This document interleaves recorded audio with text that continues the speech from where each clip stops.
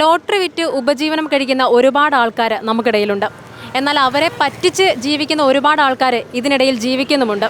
അത്തരത്തിലൊരു സംഭവമാണ് ഈ കഴിഞ്ഞ ദിവസം കല്ലറയിൽ റിപ്പോർട്ട് ചെയ്യപ്പെട്ടത്. കല്ലറ ശാരദാ ക്ഷേത്രത്തിന് മുമ്പിൽ ലോട്ടറി കച്ചവടം നടത്തുന്ന ദേവി ലക്കി സെൻറ്റർ എന്ന കടയിലാണ് ഇത്തരത്തിലൊരു തട്ടിപ്പ് നടന്നത്. അവിടെ ലോട്ടറി കച്ചവടം നടത്തുന്ന കേശവൻ ചേട്ടനോട് തന്നെ നമുക്ക് എന്താണ് യഥാർത്ഥത്തിൽ സംഭവിച്ചതെന്ന് നമുക്ക് നേരിട്ട് ചോദിച്ചറിയാം. എന്തായിരുന്നു ശരിക്കും കഴിഞ്ഞ ദിവസം സംഭവിച്ചത്?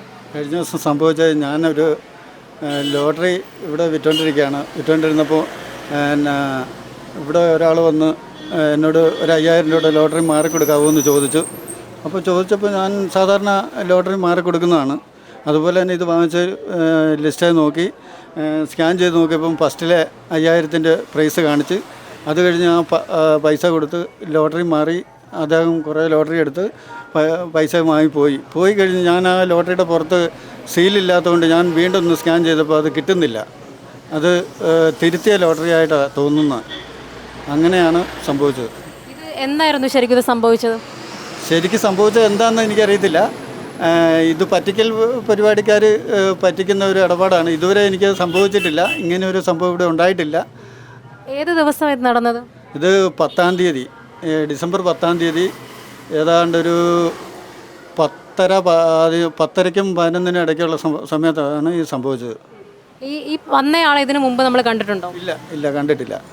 വേറെ എന്തെങ്കിലും വന്നപ്പോൾ എന്തെങ്കിലും സംസാരിക്കും എന്തെങ്കിലും ചെയ്തിരുന്നോ? വേറെ പുള്ളി വന്നപ്പോഴേ എന്നോട് സംസാരിച്ചത്, ചേട്ടാ 5000 രൂപയുടെ ലോട്ടറി ഉണ്ട്, ലോട്ടറി ഒന്ന് മാറിത്തരാമോ എന്ന് ചോദിച്ചു. ഞാൻ പറഞ്ഞു ഇവിടെ പൈസ തികയത്തില്ല. അപ്പോൾ പുള്ളി പറഞ്ഞു കുറച്ച് ലോട്ടറി ഞാൻ എടുക്കാം, ബാക്കി പൈസ തന്നാൽ മതിയെന്ന് പറഞ്ഞു. പുള്ളി കുറച്ച് ലോട്ടറി എടുത്തു, ബാക്കി പൈസയും ഞാൻ കൊടുത്തു. അപ്പം ഈ ലോട്ടറി എടുക്കുന്നതിന് മുമ്പ് തന്നെ എന്നോട് പറഞ്ഞു ലോട്ടറി നോക്കിക്കോണം, ലോട്ടറി സ്കാൻ ചെയ്ത് നോക്കിക്കോളാൻ പറഞ്ഞു. ഞാൻ സ്കാൻ ചെയ്തപ്പോൾ ഫസ്റ്റിലെ സ്കാൻ ചെയ്തപ്പോഴേ ഇതിന് 5000-ൻ്റെ പ്രൈസ് കാണിച്ച്. പക്ഷേ ഈ പുള്ളി പോയി കഴിഞ്ഞ് എനിക്ക് ആ ലോട്ടറിയുടെ പുറത്ത് സീലില്ലാത്തതുകൊണ്ട് എനിക്ക് സംശയം തോന്നിയപ്പോൾ ഞാൻ വീണ്ടും സ്കാൻ ചെയ്തപ്പോൾ കിട്ടിയില്ല. ഈ വന്നയാൾ എങ്ങനെയായിരുന്നു വന്നത്? ബൈക്കിലോ മറ്റോ ആയിരുന്നു? ഈ വന്നയാളൊരു ബൈക്കിലാണ് വന്നത്. വെള്ള വസ്ത്രധാരിയാണ്. ഹെൽമെറ്റ് എടുത്തിട്ടില്ല. ഹെൽമെറ്റ് തലയിൽ തന്നെ ഇരിക്കുകയായിരുന്നു.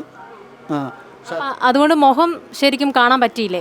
മുഖം ശരിക്കും കാണാൻ പറ്റിയില്ല, എങ്കിലും ആളെ കണ്ടാൽ തിരിച്ചറിയുമെന്ന് പറഞ്ഞാൽ പുള്ളി ഒരു വാച്ചും കെട്ടിയിട്ടുണ്ട്.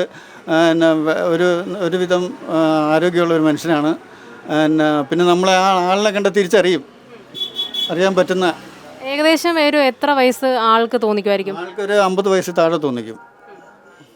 പോലീസിൽ നമ്മൾ കംപ്ലൈൻറ്റ് ചെയ്തിരുന്നോ? പോലീസിന് കംപ്ലൈൻറ്റ് ചെയ്തില്ല, ചെയ്യാൻ പോവുകയാണ്. അതെന്താ ഇപ്പോൾ ഇത്രയും നമ്മൾ വൈകി? നമ്മൾ എന്തെങ്കിലും അന്വേഷണങ്ങൾ വേറെ നടക്കുന്നുണ്ടായിരുന്നോ? ഞാൻ വേറെ അടുത്തുള്ള CCTV ഒക്കെ അന്വേഷിച്ചുകൊണ്ടിരിക്കുകയാണ്. ആ CCTVയിൽ അന്വേഷിച്ചിട്ട് അതിൻ്റെ കൃത്യത ഒന്ന് ഉറപ്പ് വരുത്തിയിട്ട് പോലീസിൽ പരാതി കൊടുക്കാമെന്നുള്ള കണക്കൂട്ടലിരിക്കുകയാണ്. ചേട്ടാ, കഴിഞ്ഞ ദിവസം ഇവിടെ ഒരു ലോട്ടറി തട്ടിപ്പ് നടന്നിരുന്നു. അപ്പോൾ അത് ആദ്യമേ ആ തട്ടിപ്പുകാർ എൻ്റെ അടുത്ത് വന്നത്. അപ്പോൾ എൻ്റെ ഒരു 30 ലോട്ടറി ഉണ്ടായിരുന്നു. അത് കൊടുത്തിട്ട് 5000 പ്രൈസ് ടിക്കറ്റ് കാണിച്ച്. അപ്പം ഫോണിലൊക്കെ നെറ്റിലൊക്കെ വരുന്നുണ്ട് ഇതേ അടിച്ചതായിട്ട്. അപ്പോൾ എൻ്റെ പൈസ ഇല്ലായിരുന്നുകൊണ്ട് ഞാൻ അത് കൊടുത്തില്ല. എന്നെ പറഞ്ഞ് 30 ലോട്ടറി കൊടുക്കുമ്പോൾ 1500 രൂപ ആവുകയല്ലേ, ബാക്കി 3000 കൊടുക്കാൻ പറഞ്ഞു. 500 എന്നോട് എടുത്തോളാൻ പറഞ്ഞു. എൻ്റെ പൈസ ഇല്ലാഞ്ഞുകൊണ്ട് ഞാനത് കൊടുത്തില്ല. അത് അടുത്ത ലോട്ടറി കടയിൽ പോയി മാറി കാശ് കൂടെ പോയി. ഈ പറഞ്ഞ ആളെ ഇതിനു മുമ്പ് കണ്ടിട്ടുണ്ടോ? ഇല്ല, കണ്ടിട്ടില്ല. ഇല്ല, ഒരു വിവരം കണ്ടില്ല. ഒരു ബൈക്കുകാരനാണ്. അപ്പോൾ നമ്മളിപ്പം ലോട്ടറി കച്ചവടക്കാരനല്ലേ, അപ്പോൾ ആര് ചോദിച്ചാൽ നമ്മൾ കൊടുക്കും. ആ സമയത്ത് വേറെ ആരെങ്കിലും ഉണ്ടായിരുന്നു ഈ പരിസരത്ത്? ഇല്ല, വേറെ അടുത്ത ആരും ഇല്ലായിരുന്നു. അപ്പോൾ ആ അയ്യപ്പ ഹോട്ടലിന് തൊട്ടപ്പുറം അവിടെ നിന്നാണ് ഞാൻ കച്ചവടം നടത്തിയത്. അപ്പോൾ എൻ്റെ പൈസ ഇടാഞ്ഞോണ്ട് ഞാൻ കൊടുത്തില്ല. അതുകൊണ്ട് എനിക്ക് ലാഭം കിട്ടി. കാരണം ഞാൻ പൈസ കൊടുത്തു പോകാൻ 3000 കൊടുക്കാൻ എൻ്റെ ഇല്ലായിരുന്നു. അന്നേരമാണ് അപ്പുറത്തെ ലോട്ടറി കടയിൽ പോയി പുള്ളി മാറി കൊണ്ടുപോയത്. ഇതേ നടന്ന സംഭവം. ഇത് വേറെ ആരെങ്കിലും കണ്ടിരുന്നു? അപ്പോൾ ചേട്ടൻ്റെ അടുത്ത് വന്ന് ഇത് ഇങ്ങനെ ചോദിക്കുന്നു? കണ്ടിരുന്നു. നമ്മളിപ്പം അന്നേരം കണ്ടില്ല, അത് കഴിഞ്ഞപ്പം കണ്ടു. ഈ ലോട്ടറി കട അപ്പുറത്തെ കട നോക്കുകയും ചെയ്തു, അവിടെ പൈസയും കൊടുക്കുകയും ചെയ്തു. ഇത് നമുക്ക് എന്തെങ്കിലും സംശയം തോന്നിയായിരുന്നു ഇയാൾ വന്ന് ചോദിച്ചപ്പോൾ? എനിക്ക് സംശയം, ഞാൻ നടന്നു വരുമായിരുന്നു. അപ്പോൾ എന്നോട് പറഞ്ഞ ഒരു പ്രൈസ് ടിക്കറ്റ് മാറാമെന്ന് ചോദിച്ചു. അപ്പോൾ എൻ്റെ ഫോണിനകത്ത് ഇത് സ്കാൻ ചെയ്ത് കിട്ടിയല്ല. അപ്പോൾ ആ പുള്ളി പറഞ്ഞ് പുള്ളിയുടെ ഉണ്ടെന്ന് പറഞ്ഞാൽ നോക്കുമ്പോൾ നമ്പർ കറക്റ്റാണ്. അപ്പോൾ എൻ്റെ 30 ടിക്കറ്റ് ഉണ്ട്. അത് പിന്നെ 1500 രൂപ, ബാക്കി 3000 കൊടുക്കാൻ പറഞ്ഞു. 500 നിങ്ങളെടുത്തോളാൻ പറഞ്ഞു. എൻ്റെ പൈസ ഇല്ലാഞ്ഞോണ്ട് ഞാൻ കൊടുത്തുമില്ല. അതിനകത്ത് തൊട്ട് അപ്പുറത്തെ കട പോയി അവർ മാറിക്കൊണ്ട് പോയി. ആളെ കണ്ട് പരിചയമൊന്നുമില്ല എനിക്ക്. ഇപ്പം ബൈക്ക് പല ആൾക്കാരാണ് ലോട്ടറി മേടിക്കാറുണ്ട്. അപ്പം ശ്രദ്ധിക്കാറ് കാര്യമില്ലല്ലോ. അങ്ങനെ പറ്റിപ്പോയത്. അപ്പോൾ ശരിക്കും വിശ്വസിപ്പിക്കുന്ന രീതിക്കുള്ള ഒരു സംസാരം. അത് തന്നെ അത് തന്നെ. അപ്പോൾ ഞാൻ പുള്ളിയോട് പറഞ്ഞു ഒരു കാര്യം ചെയ്യും, ലോട്ടറി കട നമ്മൾ ചന്തയിൽ പോയി ഞാൻ മാറ്റി തരാമെന്ന് പറഞ്ഞു. അപ്പം പുള്ളി എന്നോട് പറഞ്ഞറിയോ അത് ഞാൻ അങ്ങോട്ടൊന്നും വരുന്നില്ലെന്ന് പറഞ്ഞാണ് പുള്ളി പോയത്. ഞങ്ങൾ ഭാഗ്യം പോലെ എൻ്റെ 5000 രൂപ എനിക്ക് ലാഭം കിട്ടി. ഞാൻ കൊടുക്കാൻ എന്നെ ഉണ്ടായിരുന്നെ കൊടുത്തു പോയനെ. അതാണ് ഇന്നലെ നടന്ന സംഭവമാണ്. അപ്പോൾ ചേട്ടനെ ശരിക്കും വിശ്വസിപ്പിക്കുന്ന രീതിക്കുള്ളൊരു തട്ടിപ്പാണ് ഇവിടെ നടത്തിയിരിക്കുന്നത്.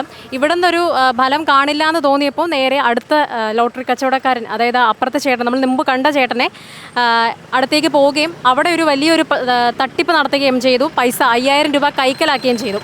അതാണ് ഇവിടെ സംഭവിച്ചിരിക്കുന്നത്. ഇപ്പം നമ്മൾ കേട്ട് കഴിഞ്ഞു എന്താണ് കഴിഞ്ഞ ദിവസം സംഭവിച്ചതെന്ന്. ശരിക്കും പറഞ്ഞാൽ ചേട്ടൻ അറിയത്തില്ലായിരുന്നു ആരായിരുന്നു ഈ പറഞ്ഞ വ്യക്തിയെ, ഇതിനു മുമ്പ് കണ്ടിട്ടുമില്ല. അപ്പോൾ ഇപ്പോൾ സംഭവിക്കുന്ന ഒരു കാര്യം എന്ന് പറഞ്ഞാൽ നമുക്കറിയത്തില്ലാത്ത ആൾക്കാർ പലരും നമ്മുടെ കടകളിൽ, കച്ചവടം നടത്തുന്ന കടകളിലേക്ക് വന്നു പോകുന്നുണ്ട്. അതുമാത്രമല്ല ഇന്നിപ്പോൾ കൂടുതലും ഓൺലൈൻ ഇടപാടുകളാണ്. അപ്പോൾ അറിവില്ലാത്തവരെ നമ്മൾ അതനുസരിച്ച് പരിഗണിക്കുക.